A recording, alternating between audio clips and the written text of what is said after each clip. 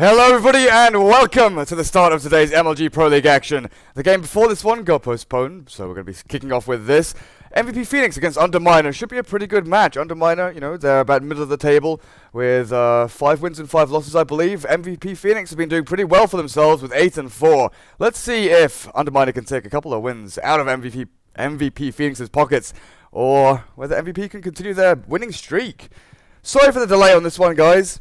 I moved into a new apartment recently, or even a couple of days ago, and I thought, well, you know, it's a 40-minute walk, I may as well take the bus today. So of course I go plan everything, go on Google Maps, check everything's going to be working out. Yep, it takes 12 minutes to get there by bus, and then a couple of minutes walk.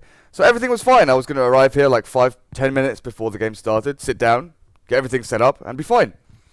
But of course, with my luck, bad things happen. There was an accident on the road, or I don't know what exactly happened. I just saw police cars when I was running up to the office because I had to get off the bus early because of all the traffic. There's just traffic everywhere. But I'm here now. I'm here now like 15-20 minutes late. The game has started. I'm all ready and set up to go. So MVP up against Underminer. Axe, Shadowfiend, Centaur, Lion banned out there by MVP.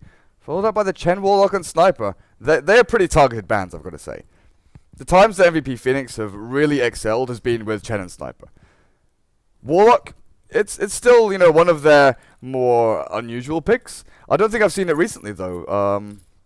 I believe it was QO talking in the lobby a couple of days ago that March isn't fond of that hero anymore. He doesn't really think it works. I don't know if he was trolling or joking, but that's maybe a reason why we don't see it anymore from MVP. Queen of Pain picked up by Underminer there, and third pick from MVP. They've got Batrider, so they've got that long-range initiation with the Blink Lasso.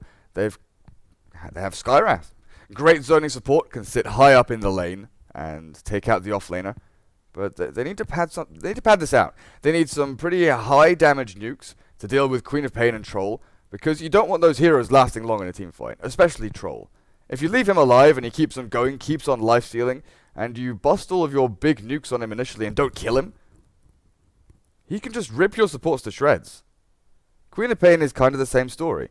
If you can't silence her or hex her, and keep her down and then dead at the start of the team fight, Sonic Wave and Scream of Pain constantly being cast with, you know, Aghanims, that 40-second cooldown. Scream of Pain has like an 8-second cooldown, I believe. It's not that long. 7-second cooldown. She can just continually do magic damage to the entirety of your team. So MVP go for more long-range initiation. I can fully understand this. Earthshaker is a great hero at locking down mobile heroes like Queen of Pain, Puck. Just long-range fishes from the fog. They can't see it coming, they don't know what's happening, and then you jump them. Blink Lasso, Ancient Seal, Mystic Flare even. So they've definitely got the tools there to bring down some of these heroes. So Underminer realize this and think, well, we're going to pick up someone who's super tanky. Corrosive Skin means he doesn't really care too much about the magic damage. And then you've obviously got Nether Toxin and Poison Attack, which can just continually spam out onto these weaker heroes like Bat, Skywrath, Earthshaker. They aren't particularly mobile. Where they'll lane these, though, I'm unsure. Queen of Pain we've seen occasionally go off lane. But does this move Viper mid and Troll safe? Do we have an aggressive tri-lane with the Viper? I want to say that Southeast Asian teams don't really favor the aggro try. They like having dual lanes. They like having the Earthshaker sitting behind, you know, one of their core heroes, or maybe even a Witch Doctor or Dazzle moving up to the off lane. And with these 3 cores, they all require levels and some form of snowballing. Yeah, all 3 of Underminer's cores are snowball heroes. Troll, if he gets a bad start, he can go back into the jungle. But he doesn't have any big flash farming abilities. He can't really keep the farm rate going. The Queen of Pain can somewhat. But if 2 of these heroes get shut down, I'm going to be a little bit worried for Underminer's actual ability to win this game. Especially when they're up against a carry Naga here. Because if they don't snowball, things can just get out of control.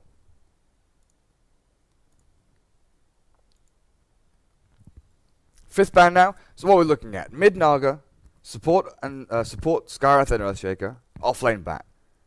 We could have a safe lane Naga here, but I'm not too sure it's necessary. Depending on where Underminer's lanes actually do show themselves, I guess you could move the Naga around. She does decently against Viper. She does okay against Queen of Pain, but like none of those three heroes, Troll, Queen of Pain, and Viper, Naga doesn't want to go up against any of them. They're not favorable matchups for her by any means. So I wouldn't be surprised to see her safe lane just give that dedicated farm to her, and then you put something a little more beefy, a little more fighty. And I understand the Brewmaster pick there. I'm not sure that's where MVP were going. I'm looking for something like a Razor. You put the Razor mid, does pretty damn good against Troll, Quap, or Viper, so regardless of where Underminer put their heroes, you could either draw or win the lane. And then with the Razor, you can go fighting. Skywrath, Earthshaker, Batrider, just go lasso someone, nuke them down with Plasma Field, drain their damage. Queen of Pain, maybe she's going to be a little more elusive, but you definitely have the tools there to lock people down for long enough to kill them.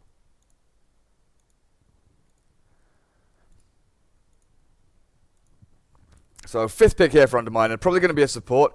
I would like to see them go for, a secondary roaming support. It's a difficult choice though. Rubik possibly. You've got some decent spells to steal with Firefly, Mystic Flare, Fisher. No. I wanted them to have some more control in the early game.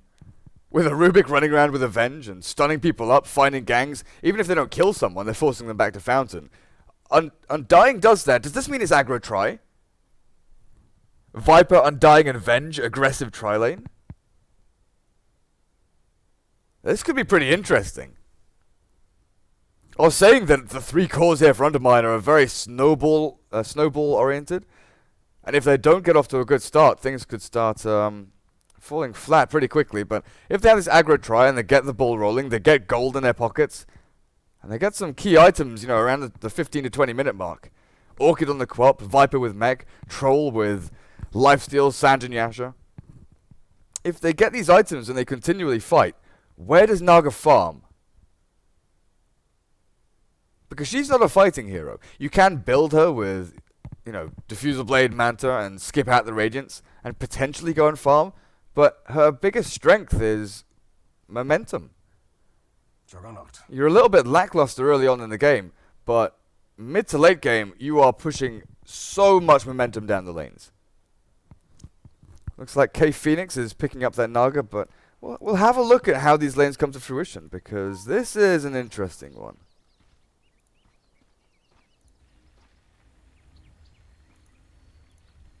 So for those of you joining us now, Underminer versus MVP, just starting off here. Undying picked by Underminer. Aggro try a possibility. Dual lanes. Undying Quap top. Vengeful Spirit and Troll at bot. How does this work out for them? It looks like MVP are dodging they think it's an aggro try. So they're going, okay, well screw this, we'll go aggro try ourselves. Who does this actually work out better for? If Undying TP's down, then MVP will just switch it up and probably leave the Juggernaut down here. Batrider solo top against Undying and Queen of Pain. I can with 100% certainty say that the 2 side lanes are lanes I have never seen before. Viper against Naga, fine, that's perfectly natural. But I think I should wait before saying where exactly these lanes are going, because MVP they're scouting out. They're trying to find out what Underminer are doing, what their plans are.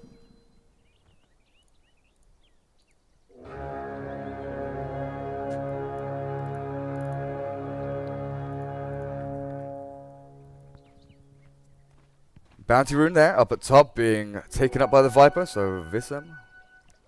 Getting a little bit closer to his Ring of Ankler and boots.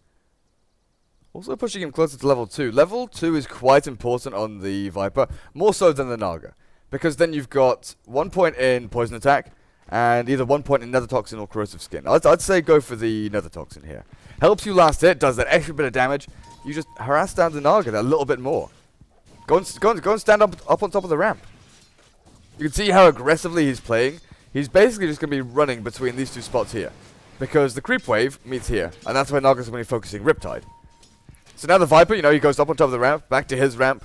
Denying last hitting, controlling this lane as best he can. So it will be a defensive trial, an aggressive trial lane from MVP. QO on the Juggernaut, Nuts playing the Skywrath and Febby. Or Ace of Spades on that Earthshaker. Cloud, Troll Warlord on his bot lane. Not going to have a great time. CK is supporting him with his Vengeful Spirit. But it's not that easy up against this aggro try. This time we've gone over on the Viper at mid. K Phoenix playing the Naga with the very early bottle rush. In fact, now pretty much evening up the last hits. And of course, I miss first blood. The day is getting better and better. I should have expected that. I was seeing how badly he was doing in there. March is going to use Firefly. Boys has scattered him out. Doesn't have Tombstone though. He's gone for Decay and Soul Rip. I was watching the troll get lower and lower and seeing the harass coming from the Skywrath. I was kind of thinking, well, he's going to go back to the tower and heal. But it looks like he stepped out of line just a little bit, got caught out by a Fissure and taken down.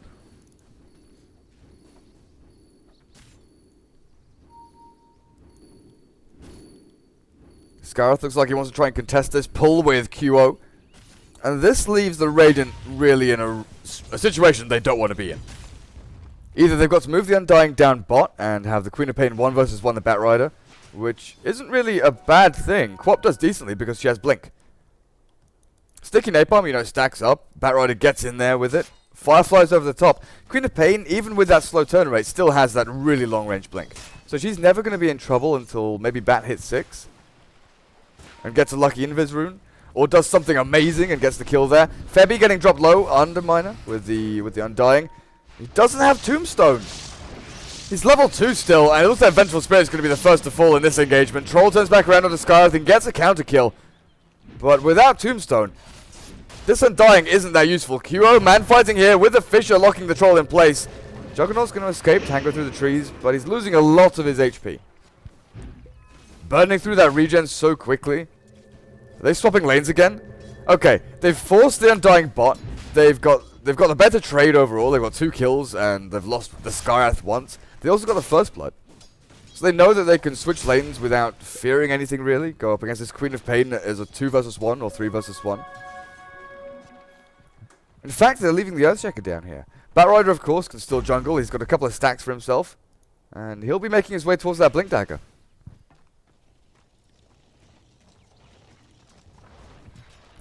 Lassets and denies. A Viper leading the charge there with 19 for 8. 14 for 1 though. K Phoenix doing a pretty good job against the Viper. I was saying that, you know, Naga does decently against Viper, Troll, Queen of Pain. It's not a lane that's really won by anyone. You basically just trade farm. Because K Phoenix is always going to be bottle crowing. Even with the constant harass from the poison attack, Viper trying to bring her HP low. She'll be spamming out Riptide, bringing bottle back to herself, and continually healing up.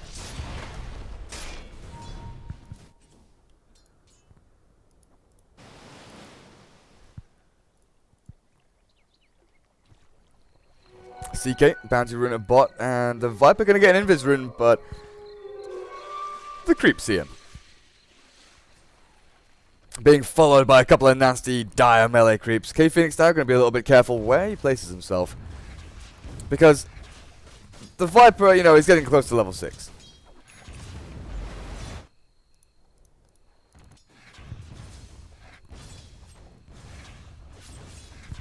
Just want to make sure everything's all good. Yep. Everything's fine. Top lane, Queen of Pain getting sliced down by QO. There is an Undying here ready and waiting. They turn it back around. QO now with the Blade Fury though. The magic damage amplified by the Ancient Seal. Boys has another decay. And brings down the Juggernaut as Viper does kill the Naga at mid. Even with Febby there, unless he got there too late and couldn't Fissure. Looks like once Viper hit 6, he just ran up the ramp and focused down that poor little Naga. Then they left Troll on his bot lane, just free farm it up, even though he got shut down super early. He's got Morbid Mask. If he gets pressured again, he can just go into the jungle. With Trolls, you go these small incremental stat items. Not just, you know, base stats, but you go armor, you go lifesteal, and you go some mana regen. Then you start building into the actual stats like strength, agility, a little bit of intelligence with Wraithband, treads, or face boots, Sanjin Yasha. Skywrath up on top lane, decay down on him. CK not getting in range for the stun though. Skywrath with that, what, 325 plus 50 movement speed? Yeah, 375. Pretty damn quick on his feet, and QO is just having enough of the movements from Underminer. Oh look, they've sent Undying bot. I'm running. Oh look, they've sent Undying top. I'm leaving. March getting focused down here by JNY. Yep, and the Dirge with the decay finishes him off. Skyrath, luckily though, stacking up a little more for that Batrider, who has Tranquils and boosted travel. Tranquils and TP scroll 6 minutes in. So these kills early on, it means a lot for Underminer. Usually with early kills, it doesn't matter too much because the way the game works nowadays, comeback mechanic wise, you know, 5 or 6 kills early. If you get a killing spree on 2 heroes. If they die once, then MVP pretty much make back what they lost. Not entirely, but it's like 75% worth. But also mid-game, if you kill a couple of heroes and then are able to... Oh, bot lane Cloud. Okay, they get the Fisher and the spin. Nice little kill there on the Troll, so he does get halted in his farm. But these kills early, they mean map pressure. You're killing heroes so you can push into towers. And obviously, bot and mid, not really that easy because Naga just comes back to lane and pushes the lane out. Top is where the real focus has been. Skyrath throwing out concussive shot. The tombstone has been leveled up, but he's slowed down by those little Vul assassins. So they'll just have to back themselves up. But yeah, early on, kills mean map pressure. You get the initial laning farm, but you can also press into tier 1 towers. Later on, kills are more about taking bigger objectives, such as enemy jungle, tier 2 towers, Roshan. That's why I feel that, you know, kills early on aren't as important as kills later on. And when you look at MVP, they've definitely geared themselves up to fighting a little bit later than Underminer.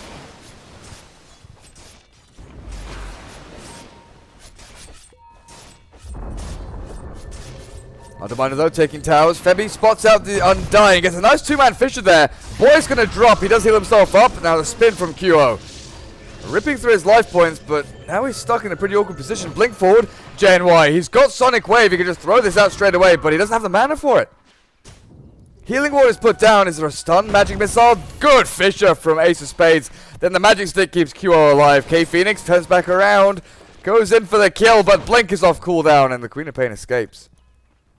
Cloud not managing to get in there and do damage to QO while March farming up some pretty beefy stacks.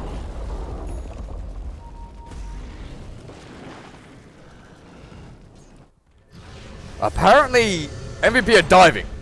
They've killed the Queen of Pain, now they're killing the Venge. Song of the Siren does lock them in place. Mech comes out from the Viper and heals up the Vengeful Spirit. So MVP are like, well, you've used Mech. There's nothing really we can do here. We've expended all of our mana. We've even cast Song to try and disengage here. But they're going to kill on the Quap, which is pretty important. She's a snowball hero that's going for this off-lane Quap sort of Southeast Asian build. It's what I've seen a couple of times where you go Treads and 2 Nulls. Then you just go straight into Aghanims.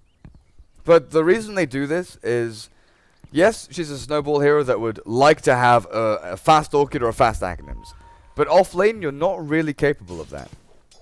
So you build into the smaller incremental items just to keep yourself going. It allows you to join fights a lot earlier as well.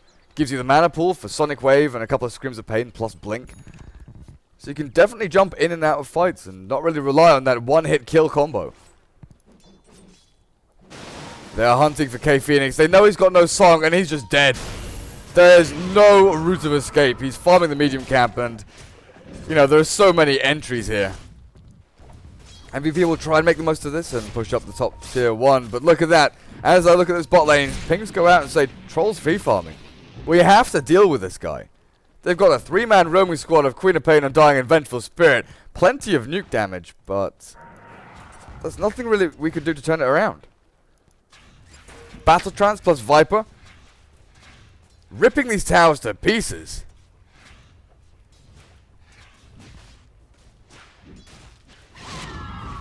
And as I'm watching the mid lane getting pushed, all of a sudden a bot, the Troll Warlord, overextends.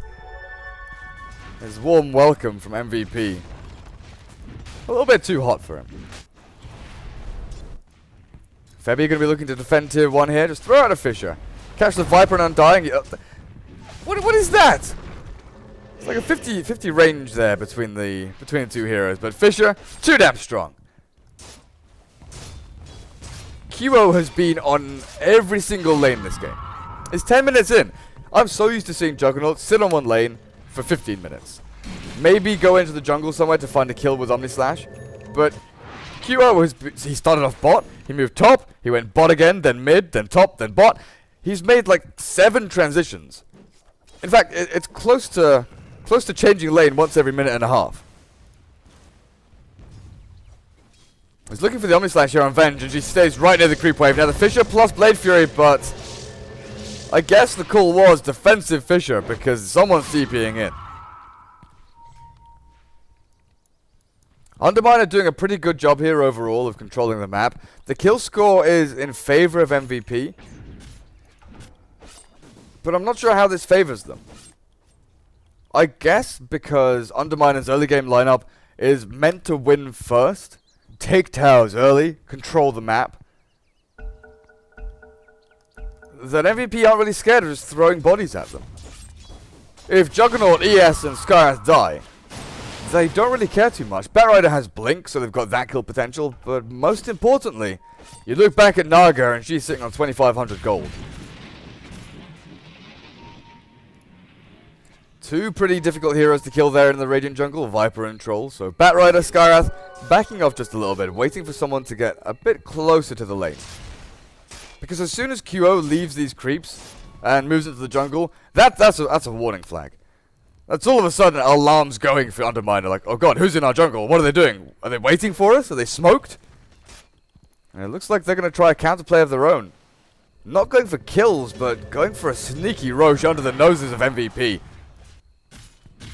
Troll, though, can't use Battle Trance. He's got the Centaur tanking up, but you don't have that attack speed from the Centaur anymore. I thought QO was going to go and place the healing ward and maybe run it into the Roche pit or something. He's got Mask of Madness and Phase Boots, Omnislash still ready, but they have no idea what's going on just 1,000 range south of where they are right now. Roche falls, QO's like, well, nothing I can do. I'm going to farm some Ancients, stack it up a little bit. Let's take a look at net worth. 6,700 on the Viper, but he's gone for utility build. So we're not looking at a hard carry Viper, we're just looking at a hard to kill Viper. Max corrosive skin, mech, Ring of Aquila, treads. I would like to see him, go into a Manta style or something like that. Aghanim's I don't feel it's going to be that good. It's an item that costs a hell of a lot. It looks like it's going for it. Point booster in the secret shop. It gives you a lot of stats, but the drop-off point is so quick. And the fact this game looks like it's going to be going pretty late with the Naga means you have to secure, or you have to at least start thinking about your item progression into 40 minutes. What can we do to stop this Naga? Because you haven't really stopped her enough now to really warrant going early game items. So I don't know if BKB, Manta style, go for some damage output even. Because Undying with Urn and Cloak, he's not offering you any big teamfight control. Tombstone is annoying. Mystic Flare great there on Cloud. The concussive shot as well going to slow him down, but the double heal. Urn and Mech. Yeah, like Tombstone is annoying, but when you've got Juggernaut with incredible attack speed, the Tombstone drops instantly. Within a second and a half. He just slices it down. Queen of Pain going for an Aghanims of her own, so double Ags there for the Radiant. As Quap jumps forward, Echo Slam from Febby though, and JNY silenced up. This was too deep. March even throwing out the lasso there just to secure the kill, and why not? You've got Febby, you've got Ace. Oh my god, no. Febby is Ace of Spades. He's on the Earthshaker. You've got K Phoenix pushing the top lane with the Naga. You've got QO pushing bot lane with the Juggernaut, and you're forcing Underminer to react. They're taking tier 2, but they're losing tier 2 top, tier 1 bot. They're getting the worst trade here. They also lost the Queen of Pain. She's halfway towards her Aghanims, or a little over halfway. But now you're looking at Naga with a Relic. 15 minutes in with 2 deaths, and she's still doing exceptionally well. Tower at bot gets denied by the Viper. CK, 1,200 gold. Do you go more early game items here and build up a medallion? Do you build up... What do you think you go on this Vengeful Spirit? It's not like she's got enough levels or gold to actually transition into a carrier of any kind. Yeah, medallion. Like, the only other possibility would be something like a Midas, because you know you're going to be going a little bit later into this game. Getting the Midas does secure you that golden experience, which otherwise you'd be denied. But it's always an awkward item to go on a 5-role support.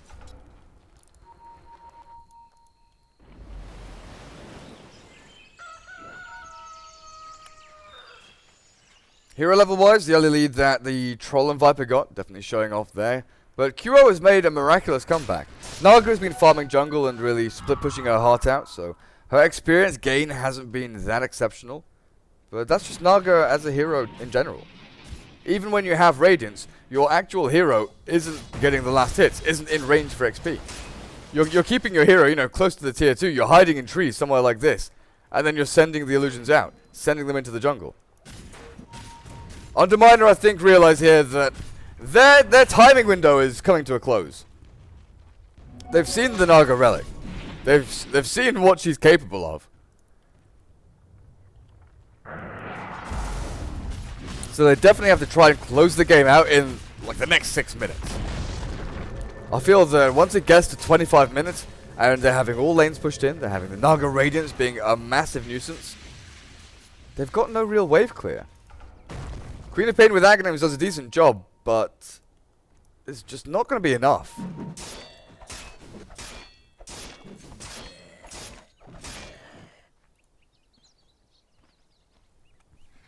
And now QO, going for the pretty standard Mask Commander Sanjin action, just go for the full-on move and attack speed. Finds the Viper down here. Omni Slash onto him, concussive shot slows him down, and the Mystic Flare does enough damage to drop him low, but QO can't finish him off. The reaction TP's there from Underminer, just catching him off guard a little bit. But take a look at this. Naga Illusion gets sent in. It takes 3 heroes about 3 seconds to kill him.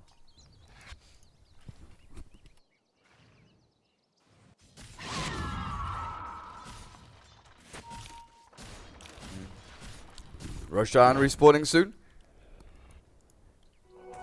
So the Radiant probably going to be looking for that one. If they can take a fight near Roshan, I'm not sure whether they're at an advantage. Tombstone is good, don't get me wrong. But you're dealing with Fisher and Lasso. You're dealing with high ground flying vision from the Batrider once he pops Firefly.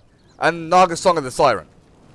MVP have 3 heroes which are really adept at not really taking Roshan. Juggernaut is the one hero they do that's good at taking it. But they've got 3 heroes who are great at stalling it, or turning it around, or stealing it. And then you've got Underminer, who basically just have Troll. Troll is a Roche taker. Febby miraculously finding a Blink Dagger 18 minutes into the game. Scarith Mage, though, has been this 5-role hard support. But even then, he's 4-1 with Arcane Boots and Urn. He must be pretty happy with the way this game's going.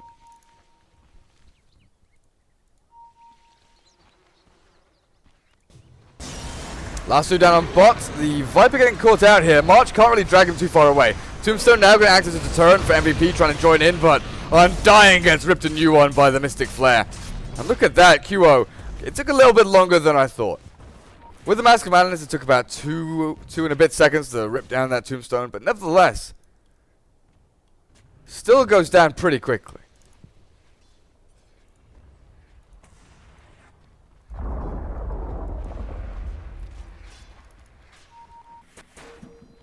Roshan respawning in a couple minutes time. Fisher just delaying this push in and also saving his teammates. Sonic Wave going to get thrown out. Not quite enough, but with one final right click from Cloud, he does seal the deal. QO with a quick spin. Not allowing himself to get stunned there by the Vengeful Spirit. Then you look up on this top lane, and who do we see? Naga Siren pushing into tier 3s. Boots of Travel ready, and they have to react. Heroes need to be sent back. Undying is drawing the creep wave away. I don't know if Naga can turn around on that. She's pretty low on HP and mana. But look, tier 2 is dropping. But MVP knows that they're in a pretty advantageous fight position now. Cloud, Omni Slash onto him. The TP comes in as well, but QO destroyed by Cloud and Visum on this Viper and Troll. Song of the Siren is available, but it doesn't have the mana for it.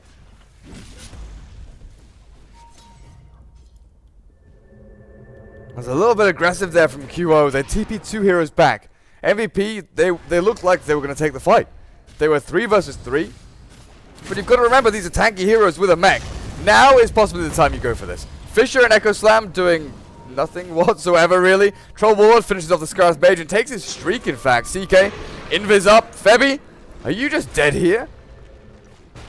Looks like Vengeful Spirit comes out of Invis, but Queen of Pain joins the fray, and that finishes off her Aghanims. MVP looked really good until they just ran in. QO getting a little bit over-aggressive there, thinking Omnislash is going to be able to finish off one of the heroes. But 3 tanky-ass heroes and a mech, you just don't have the damage output for it. They could have let the tier 2 fall. They could have postured themselves and pretended to go in to try and save the tier 2, and then backed up. Even with Naga TPing in, she didn't have mana. There was never going to be a Song of the Siren. Mirror images always takes precedent. You put the images out, and you get the Radiance Burn.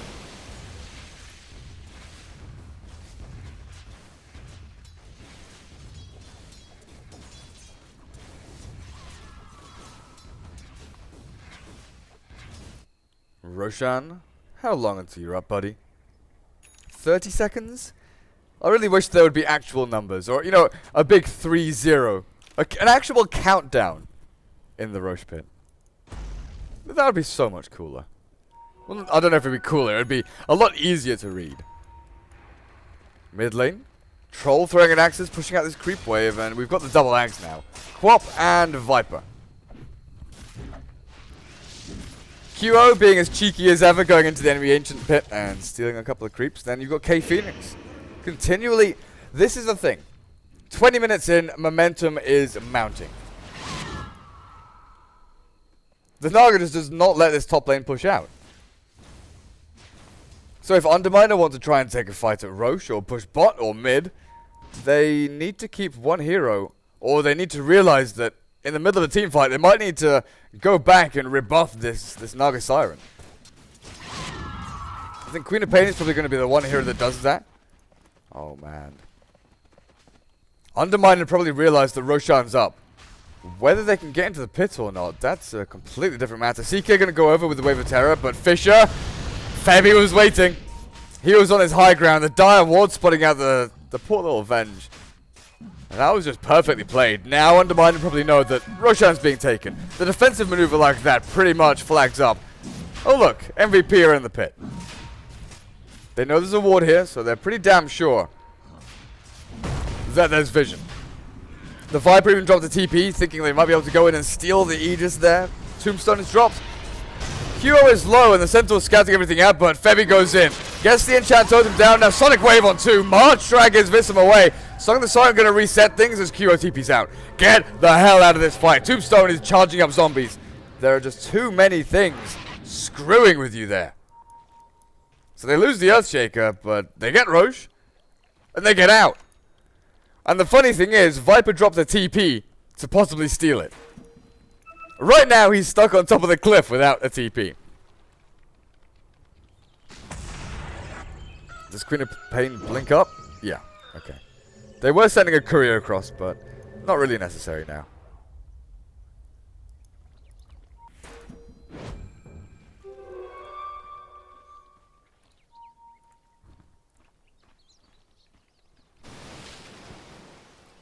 So this game is going to get stalled out a little bit by MVP. That Roche take is pretty massive. Underminer need that to break high ground. I don't think they've got enough time in this game to wait for the next one either. Cloud is doing well on net worth. Viper is keeping tabs as well. But Juggernaut has some items. And he isn't the main hero here for MVP. It's basically throw bodies at Underminer, run if there's a tombstone. If Earthshaker and Skyrath die, fine, whatever. But it's just stalling tactics. You've got Batrider to lasso someone and possibly cancel TPs with Flame Break. I wouldn't even be surprised to see Batrider go and smoke up and do some funky moves. To try and find people. Oh. Queen of Pain in the Dire jungle, I'm not sure what she was looking for. But what she found were 3 members of MVP ripping her apart limb by limb.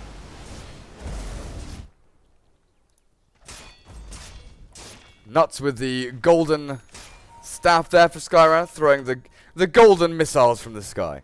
I'm not even sure what they're meant to be. A precise and violent mystical field that lays waste to his adversaries, deals massive damage distributed evenly among any heroes in the area over 2.4 seconds. So it doesn't say what they are. Shape the skies in such storm. Yeah, it doesn't say what those rocket missile things are. It's like a freaking cooldown. Sunstrike is ion cannon from Command and Conquer. But I don't know what the hell Mystic Flare is. Scud Launcher from CNC Generals. I don't know. All of a sudden, rockets. So Cloud has finished up his BKB. He's looking better in terms of team fight ability with the magic community there. But there's no one else on his team with that magic community. Queen of Pain is building into it. But if you pop your BKB and then Naga Songs, oh great. Ancient Seal and Lasso. Gen Y, no escape. They're just using this combo over and over again. Is there a stun? Is there a first hit, second hit? Nope. No bash from the troll. But yeah, if you caught out and you pop BKB as the troll to try and, you know, dodge things like Fissure or get out of Ancient Seal to try and cast your spells, Naga pops Song and they focus you down. Song and Omni Slash on a BKB target is going to be pretty damn nasty for that troll. They are doing very well keeping up in farm with this Naga though. I'm actually quite surprised because K Phoenix is doing a good job, but I guess the efficiency you get farming the jungle, he's kinda had to weigh that with the momentum he gives to the lanes. As we can see, he's constantly sending illusions down 3 lanes. So out of the 5 illusions he has, 2 from Manta and 3 from Mirror Image, 3 of them are going down lanes. So then he's got 2 illusions and 1 hero to farm jungle. So he's not able to take every single camp at once. He's not able to get multiple stacks and multiple camps. So sometimes, you know, we see a 20k net worth Naga at this point. With the speed at which he got Radiance. It's just that K Phoenix has realized that he has to prioritize lane pushing. And it's a mistake that a lot of people make. I've made it many times in the past. Because you think, oh look, I can super efficiently farm the jungle. I can get my next big item massively. And then you realize, but hang on, I'm a Naga. I'm meant to be pushing momentum down these lanes. I'm doing it on 1 or 2. But the enemy team is always pushing down the other lane, the 3rd one. If I can keep every single lane pushed into tier 2 towers, into tier 3 towers, Underminer on the back foot. They can't run at MVP and get in their jungle, find kills. And it's definitely detrimental to this Undying pick. Because he wants to be going and finding kills. He wants teamfights in choke points where zombies can stack up.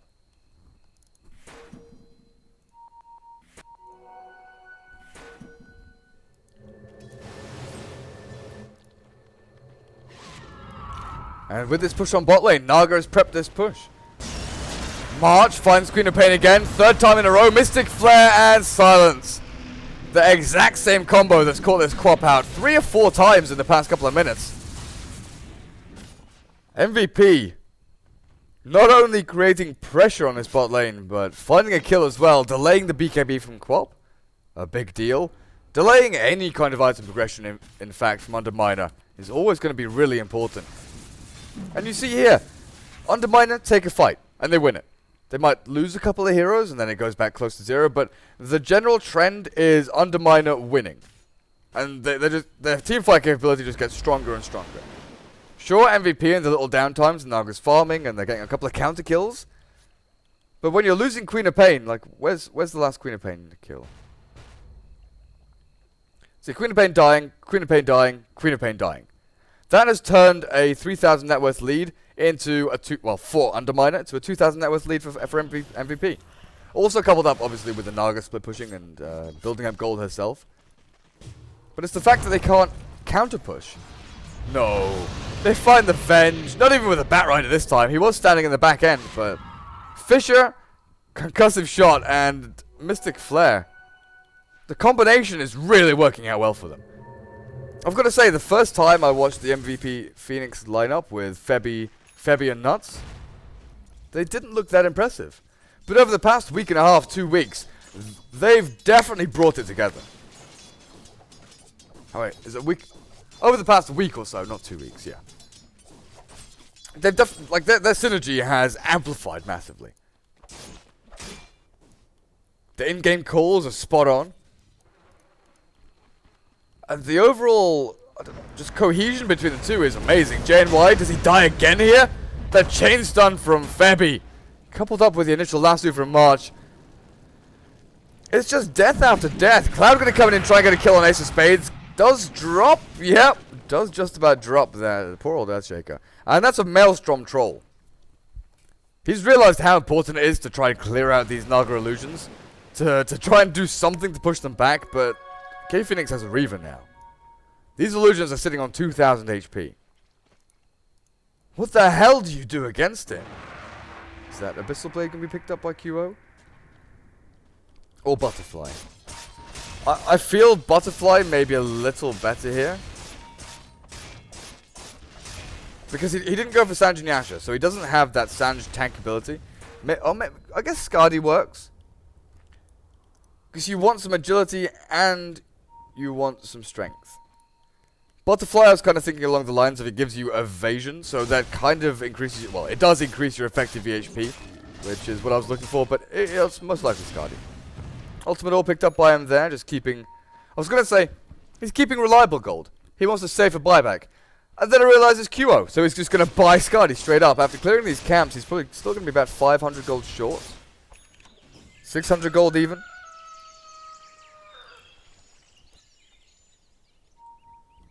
Right now, 12 to 16, 32 minutes in.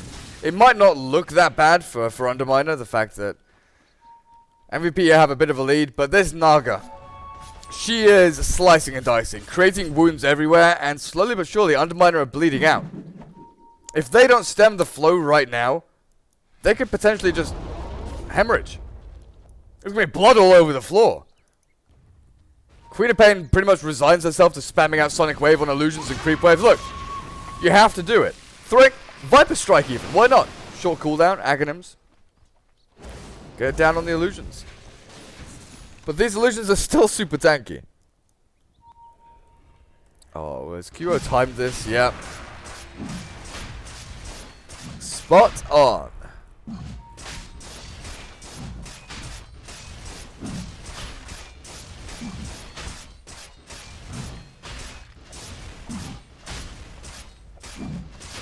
So Juggernaut going to solo down that Roshan and take it for himself. Drop the Quelling Blade, I'm pretty damn sure. They don't need to give it to the Naga or anything like that. She is tanky as all hell. Smoke from the Radiant, just going to sit behind the Viper. But they didn't smoke up their entire team. Viper and Queen of Pain are going to get spotted here, and the Naga illusion as well. Is that a self-Yules? Yeah. Now, QO prepping himself. Who does he go for on this slash on? He goes for the Troll. Nope, goes straight in onto the Vengeful Spirit. Take down that Venger, looks like, is the order. QO now does have Aegis Immortal, so he's going to be coming back to life if he does fall. The Batrider has died, but they've lost two of their supports. Underminer don't have the Venge or Undying. MVP fighting away from the Tombstone. This is going to be the first life of QO, but Naga is still alive. And snare down with the Queen of Pain, right-clicking her down with that Riptide Minus Armor. One more hit from the illusion, finishes her off. Now QO, along with Febby. Cloud, caught between a rock and a hard place, going to get critted down by the Juggernaut. He tries to get a counter kill. Febby even forced out away by Nuts, I'm guessing. Yeah. And launches the Echo Slam for good measure. But there was only one way that team fight was ending up. And that's MVP's way. 6,000 XP swing and about a 4,000 gold swing there for MVP. So they've got about a 10,000 lead and getting up to 10,000 experience. A lot bigger than I thought. Song with the Siren ready again. Can you take down the Tombstone? Do you TP out? Looks like it's time to bail. And in the meantime, your illusions causing havoc.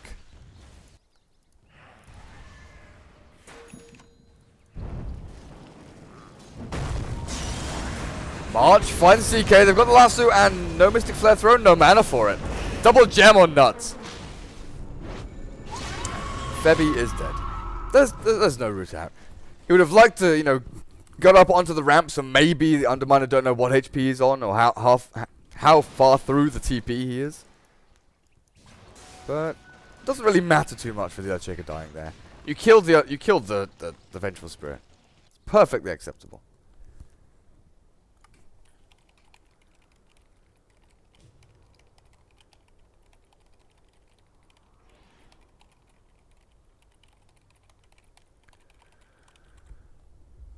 Whoa. What was Viper doing so far up there?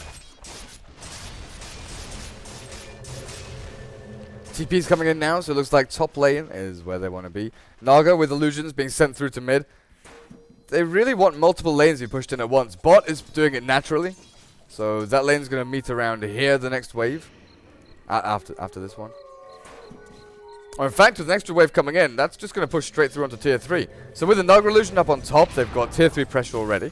Mid, a couple of heroes pushing in. All 3 lanes have momentum behind them for MVP. March. Do they have a silence? They've got Omni Slash. Gonna bounce only on the Queen of Pain. QO dicing. Gets swapped back though into the Tombstone. There's a magic missile in a second once this Blade Fury is over. Throws it out. Nice disjoint from QO with the Manta style though. He's even got cheese in his pocket.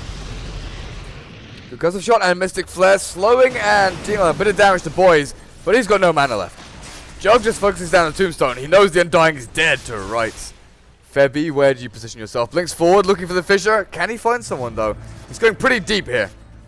He can disjoint stun with Yules. He can force stab himself back. He just get healed up by the Healing Ward and Earth.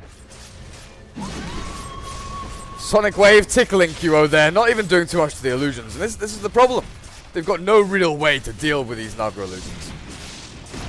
QO disjointing the stun once again with Blade Fury this time, but not Manta. And I think it's time that MVP, you know, farm the jungle for 20 seconds, 15 seconds. Push the other lanes with Naga. Oh, she's got no mana left. She'll run back to base and actually TP into the fight.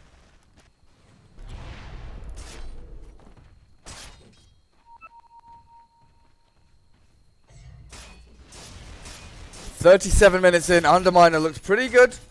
You know, it wasn't an amazing overall play from them, but they looked good up against MVP. Their draft worked early on, their strategy was there. It's just that they could never really close anything out. Maybe if they, you know, grouped up as 5 with the Troll, have that mech really utilized to its full potential. I don't know, like, there's no real differences that they could have made in Unbuilt. CK gets lasted back, focusing the Venge. Mystic Flare gonna get thrown out, but great Fissure. Blocking out the entirety of Underminer as K-Phoenix joins from the back end. JNY ensnared up and swapped down? Vengeful Spirit wanted to save herself there, but still dies in the end and puts K-Phoenix in a great position to rejoin the team fight. Healing Ward, keeping them all super healthy, and that's got to be game. GG is called, so MVP coming back from a slight deficit early on in the game with a pretty good overall draft. But yeah, Underminer looked good. There are no real decisions or item choices that they could have changed to alter the outcome of this one, I don't feel. Maybe, you know, 5-man a little bit earlier, or try and push into towers and take Roshan. But as soon as that Naga got Radiance, you knew that that was the time you either had to end the game, or you were going to struggle massively. But anyway, we'll see what happens in game number 2. We'll be back in a couple of minutes.